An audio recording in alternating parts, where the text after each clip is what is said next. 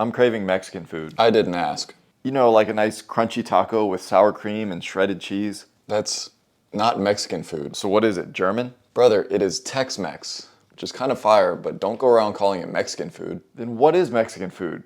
And don't say, oh, I've been there, it's different. I have been. Here we go. Try chilaquiles. Chili what? Yeah, I'd probably just not say it out loud in front of anybody if I were you. Here comes your elitist, cultured, pronunciation, well-traveled persona. You seem to think about it a lot more than I do. I'm gonna chill and kill you.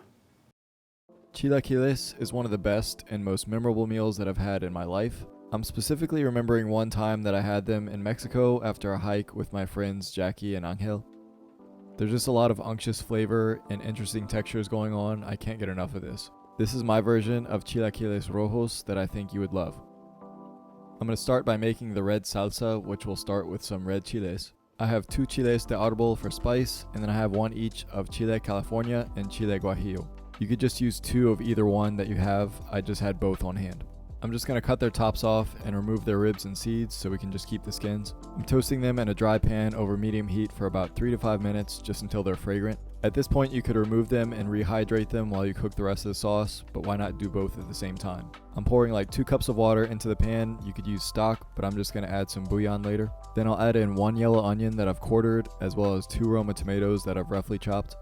We want these to cook down and soften so they release their flavor before we blend everything together. Then I'm adding a couple teaspoons of chicken bouillon paste that I mentioned earlier. If you want to be authentic, you can use this caldo de pollo powder, but this was well expired so I wasn't going to use it. Then I have 2 tablespoons of tomato paste going in, and I'm seasoning with a half teaspoon each of Mexican oregano and ground cumin. I also add a pinch of salt, but that can be adjusted later. And once this is boiling, I lower it to a simmer and cook it covered for about 15 minutes until everything is softened and the chiles are rehydrated. Then I'm going to get everything added to my blender and pulverize it until it's a smooth salsa. I wiped out my pan and I'm going to get it back over medium-high heat. I'm adding a couple tablespoons of beef tallow, but you could use neutral oil. In fact, if you're frying your tortillas like I am, you can steal some of that hot oil for this. But once that's hot and about to start smoking, you can add your salsa into it. It's going to spit everywhere and get really messy, but that's just the water interacting with the hot oil.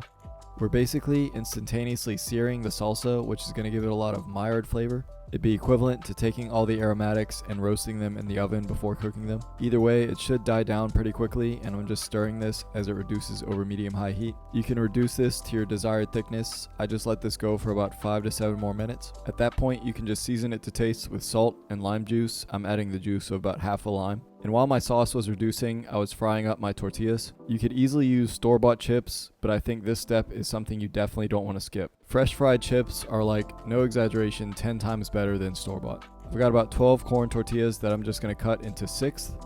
That's just cutting them in half and then 2 equal diagonal cuts to make it 6. Do this for your homemade guac or homemade salsas. It's just epic.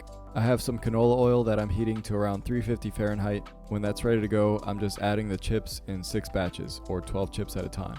They do not take long. I'm just agitating them with a spider to make sure they're browning evenly and not sticking. You want to pull them slightly before the doneness you want them because they're going to carry over cook a bit, which it doesn't really matter for this because they're just going to be soaked in the sauce and become a little more soggy, which in that case, I would cook these a little bit longer than I normally would if I was just eating them as is, so a little extra crispy. Either way, when I pull them out, I dump them onto some paper towels to drain, and I season them immediately with salt so it sticks. Again, that fresh salty crunch is absolutely addicting. You don't want to miss out.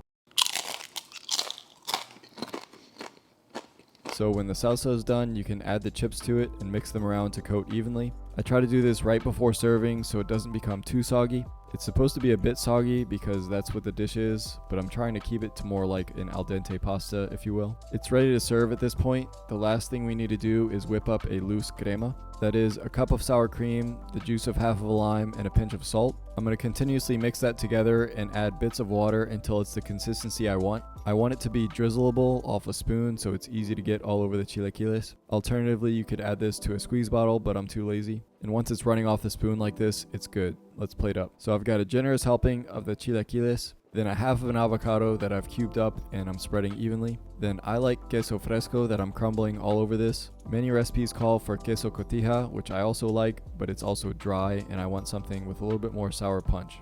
Then I've got some chopped cilantro, then I'm spooning over a lot of that crema. And lastly, a couple of sunny side up eggs, which this has to be served with. I cook these also in beef tallow for extra flavor. Then I'll garnish with some big cilantro leaves and lime wedges.